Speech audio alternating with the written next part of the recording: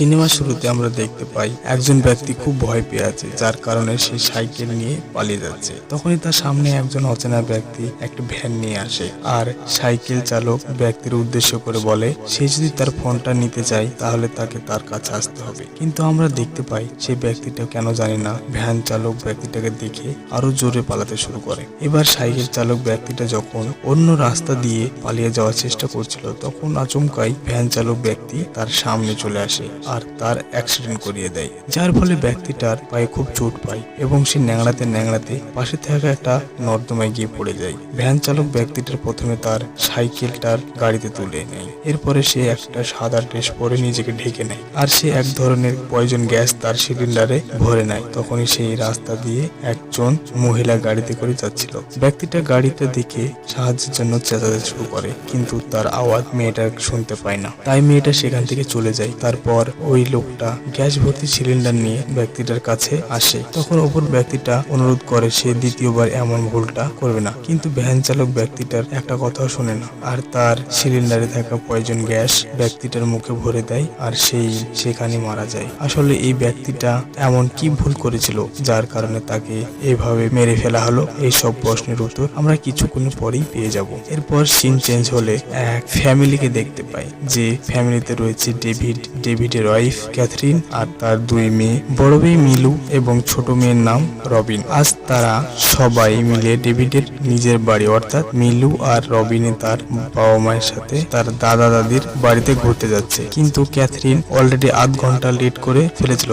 আর এইদিকে ডেভিডের মা বারবার তাদের কল করছিল। ডেভিড তখন বিরক্ত হয়ে তার পরিবারকে বলে দেয় দাদি আর দাদা যদি ফোন করে তাদের ফোন যেন রিসিভ না করে, আর যদি খুব ইম্পর্টেন্ট হয় তাহলে তাকে মেসেজ করে দেবে। এরপর তারা সকলে রওনা দেয়। কিছুদিন যাওয়ার পর ক্যাথরিন ডেভিডকে জিজ্ঞাসা করে এখানকার লিমিট স্পিড কত। তখন ডেভিড বলে 60 কিলোমিটার, কিন্তু তাদের গাড়ি স্পিড ছিল 150 কাছাকাছি। তাই ক্যাথরিন ডেভিডকে লিমিট স্পিডে গাড়ি চালাতে বলে, কিন্তু ডেভিড বলে 60 স্পিডে চালালে তারা আরো আধ ঘন্টা লেট হয়ে যাবে। তাই ডেভিড 100-র উপরে গাড়ি চালাতে থাকে। এবার কিছু দূর যাওয়ার পর ক্যাথরিন যখন তার মেয়েদের সাথে কথা বলছিল, তখন একজন ব্যক্তি ডেভিডের গাড়িকে ওভারটেক করে। ডেভিড তখন তার গাড়ির স্পিড আরো বাড়িয়ে দেয় আর ওই ব্যক্তিকে পেছন ফেলে দেয়, কিন্তু আবারও ডেভিডের গাড়িকে ওভারটেক করে আর তখনই ডেভিডের গাড়ি অ্যাক্সিডেন্ট হতে হতে বেঁচে যায়। ক্যাথরিন যেহেতু তার মেয়ের দিকে তাকিয়েছিল, তাই ডেভিডের সব দোষ সেই ব্যক্তিটাকে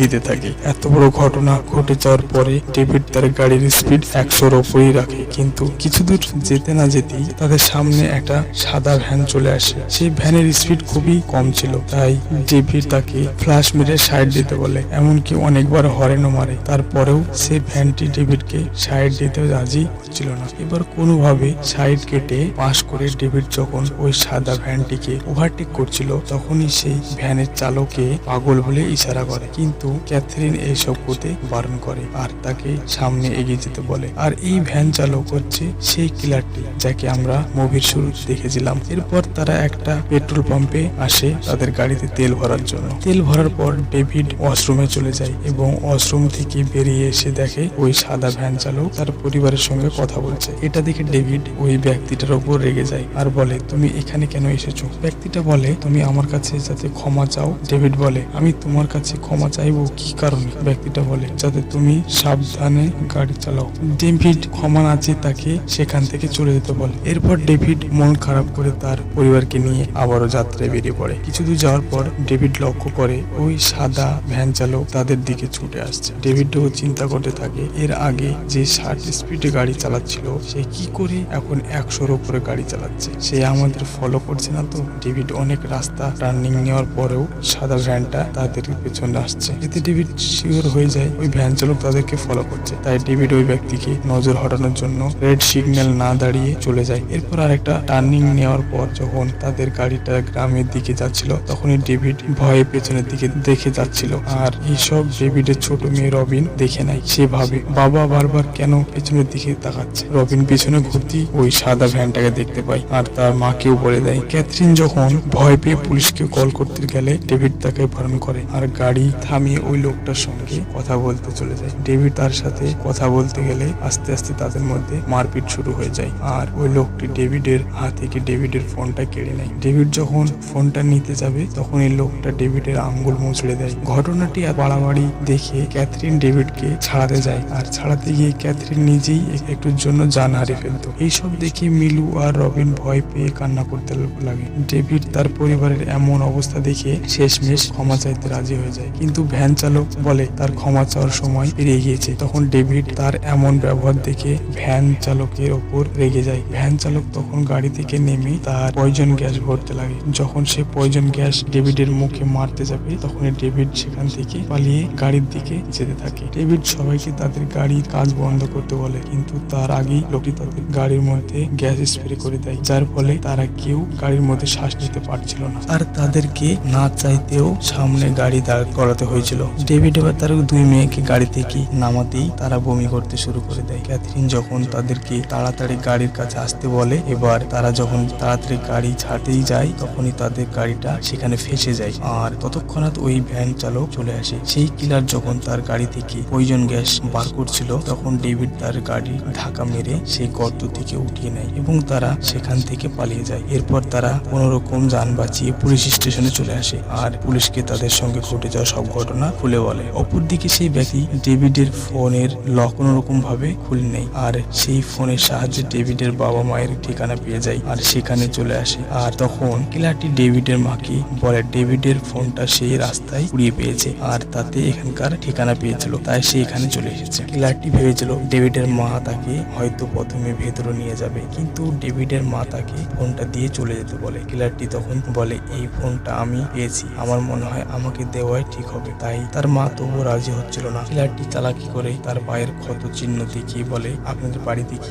নল আছে, আমাকে খুব শীঘ্রই এটা পরিষ্কার করতে হবে। এমন ক্ষত চিহ্ন দেখে ডেভিডের মা তাকে বাড়ির ভেতরে নিয়ে যেতে রাজি হয়ে যায়। বাড়ির ভিতরে এসে কিলারটি ডেভিডের মাকে উল্টাপাল্টা প্রশ্ন জিজ্ঞাসা করে, যেগুলো উত্তর ডেভিডের মা ভালোভাবে দিতে পারছিল না, এবং ডেভিডের মা বুঝে যায় ব্যক্তিটির আচরণ মোটেই ভালো না, তাই তাকে সেখান থেকে চলে যেতে বলে। আসলে কিলারটি এমন ভাবনা ছিল যে কেউ যদি কোনো ভুল করে তার 50% দোষ তার বাবা মায়ের ওপর যায়, কারণ তার বাবা মা তাকে জন্ম দিয়েছে। তাই কিলারটি ডেভিডের মা বাবাকে একটি বন্ধ রুমে নিয়ে আসে আর এখান থেকে সিনটা কাট হয়ে যায়। ততক্ষণে ডেভিড পুলিশ নিয়ে চলে এসেছিল। ডেভিড পুলিশ অফিসারকে থ্যাংক ইউ বলে তাদেরকে এত দূর পর্যন্ত নিয়ে আসার কারণে। এরপরে পুলিশটা সেখান থেকে চলে যায়। পুলিশরা যাওয়ার পর ডেভিড তার দুই মেয়েকে বোঝায় তাদের সঙ্গে যা যা ঘটনা ঘটেছে তারা যেন তার বাবা মাকে না বলে। এরপর তারা তাদের বাড়িতে চলে আসে, কিন্তু দরজার ভেতর থেকে বন্ধ করা ছিল। ডেভিড তার মাকে অনেকবার ডাক দেয়, তারপরে যখন কেউ দরজা খুলতে আসে না, তখন ডেভিড পেছনের গেট দিয়ে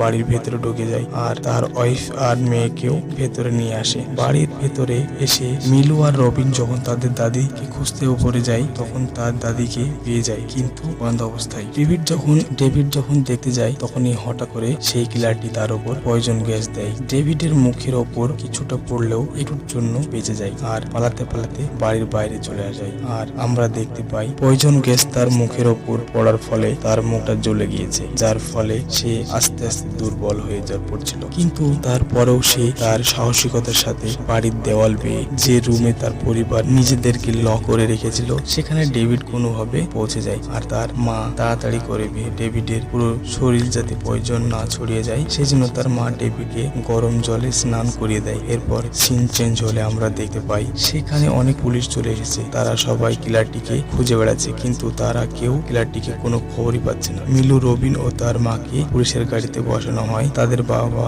যেহেতু অসুস্থ হয়েছিল, তাই তাদের হসপিটালে নিয়ে যাওয়ার জন্য নিয়ে যাচ্ছিল। এবার সিন চেঞ্জ হলে আমরা কয়েক মাস পরের সিনকে দেখতে পাই। সেখানে দেখানো হয় ডেভিড এখন পুরোপুরি ঠিক হয়ে গেছে আর তার ওয়াইফকে বিদায় জানিয়ে সে তার দুই মেয়েকে স্কুলে ছাড়তে যায়। ডেভিড তার দুই মেয়েকে স্কুলে ছেড়ে আসার পরে আমরা তার পেছনে সেই সাদা ভ্যানকে তার দিকে ছুটে আসতে দেখতে পাই। আর এখানেই এই মুভিটা শেষ হয়ে যায়।